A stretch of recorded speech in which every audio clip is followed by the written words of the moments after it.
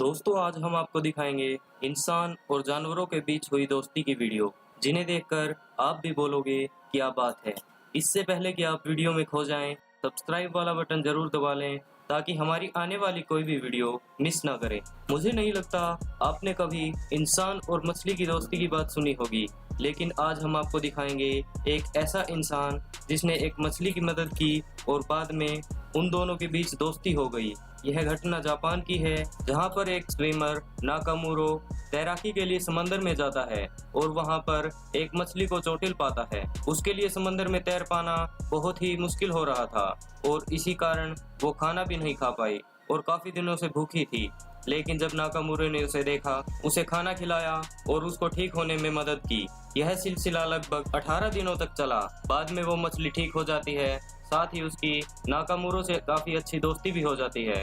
यह घटना 10 साल पहले हुई थी, लेकिन इन दोनों की दोस्ती आज भी कायम है।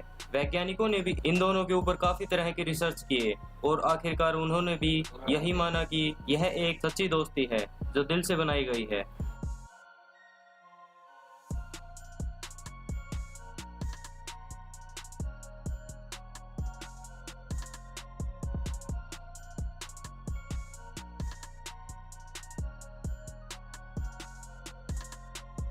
एक बार एक आदमी को बगुला समंदर के बीच चोटिल हालातों में मिला।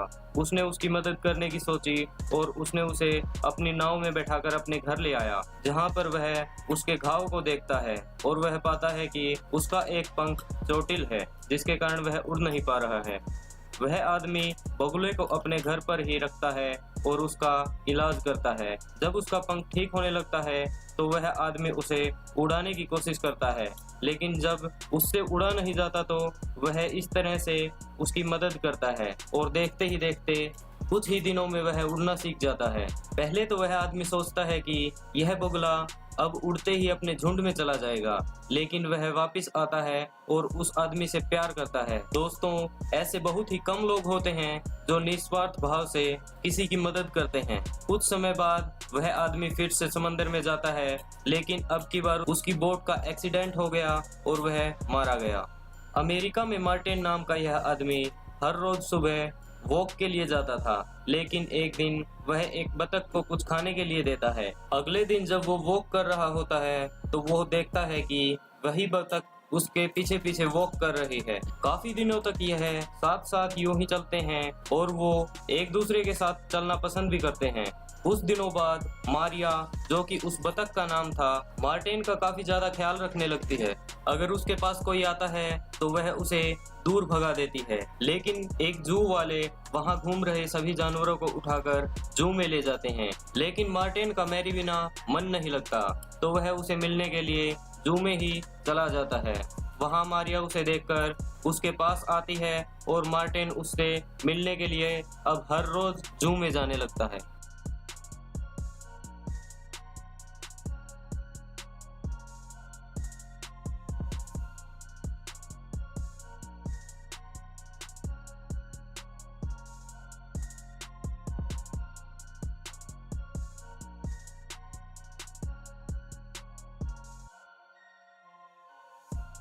जर्मनी में रहने वाली रिंची एक बार रोड पर वॉक कर रही थी, तो वो रोड के साइड में एक कौवे के बच्चे को देखती है जो घायल अवस्था में सड़क के किनारे पड़ा होता है। वह उसे उठाकर अपने घर ले आती है और उसको दवाई देकर ठीक करने की कोशिश करती है। कुछ ही दिनों में वह अच्छा हो जाता है, लेकिन समस्या यहाँ आ जाती है कि कौवे का बच्चा काफी छोटा होता है जो अभी उड़ना भी नहीं जानता। तो रिंची उसे अपने घर पर ही रखने का विचार करती है। कई लोगों के मना करने पर भी वो नहीं मानती और उस कौवे के बच्चे को अपने साथ ही रख लेती है। कुछ दिनों बाद उस बच्चे को उड़ना आ जाता है और सभी सोचते हैं कि शायद वह अब रिंची को छोड़कर चला जाएगा, और रिंची को भी कुछ ऐसा ही लगा उड़ने। लेकिन वह उड़ना सीखने के बाद भी रिंची को नहीं छोड़ता है और उसी के साथ रहता है। मजे वाली बात यह है कि रिंची जब शॉपिंग के लिए जाती है तो वह उसके साथ साथ जाता है और उसके कुत्ते के साथ भी अच्छी दोस्ती कर लेता है। बाढ़ जब जब आती है तो अपने साथ तबाही ही लाती है। केवल इंसान ही नहीं, जबकि पशु पक्षी और अन्य जानवर भी इससे प्रभावित होते हैं। ऐसा ही जसिका नामक हिप्पो के साथ होता है। जसिका इस बाढ़ में अपने माता पिता से अलग हो जाती है। वहीं यह भटकते भटकते एक घर में पहुंच जाती है। यह काफी भूखी होती है, तो उस घर में रहने वाले दंपत्ति इसे अकेला देखकर समझ जाते हैं कि यह अपने झुंड से बिछड़ चुकी है और वह काफी छोटी है, जिससे यह अपना ध्यान नहीं रख सकती। तो वह निर्णय लेते हैं कि वो इसे अपने पास ही रखेंगे। वो इसे अपने बच्चे की तरह पालते हैं और इसके लिए घर में ही एक स्विमिंग पूल भी बनवा देते हैं, ताकि वह गर्मियों में उसमें आसानी से नहा सके। धीरे धीरे जसिका बड़ी होने लगती है और उसकी भूख भी बढ़ने लगती है, लेकिन वो लोग जैसे तैसे करके उसको खाना खिलाते हैं। अब जसिका काफी बड़ी हो चुकी थी और एक दिन फॉरेस्ट ऑफिसर आते हैं। उन लोगों से रिक्वेस्ट करते हैं कि यह काफी बड़ी हो चुकी है और इसका यूं शहर में रहना ठीक नहीं। वो उसे अपने साथ ले जाते हैं। जसिका अपने झुंड में जाकर बहुत खुश होती है। अब वो दंपत्ति उससे मिलने के लिए जू में जाने लगते हैं, जहां उनसे जसिका मिलकर काफी खुश होती है।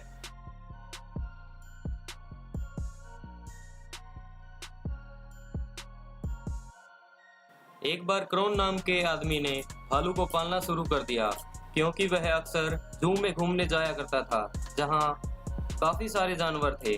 तो एक बार जू वालों ने कहा कि वो एक भालू को मार देंगे, क्योंकि जू में एनिमल कुछ ज्यादा ही हो गए हैं। तो क्रोन नामक उस आदमी ने ऐसा करने से मना कर दिया तथा उसे खुद पालने के लिए साथ में ले जाता है। वह इसके लिए घर के सामने ही एक पार्क बना देता है, जिसमें उसके रहने का प्रबंध कर देता है।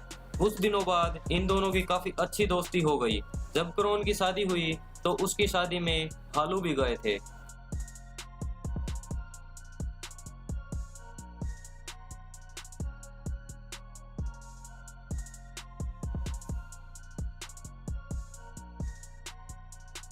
दोस्तों, मुझे नहीं लगता आपने शेर के साथ कोई भी दोस्ती की कोई कहानी सुनी होगी, क्योंकि हम शेर को सिर्फ एक हिंसक पशु के रूप में जानते हैं। लेकिन इस वीडियो को देखिए।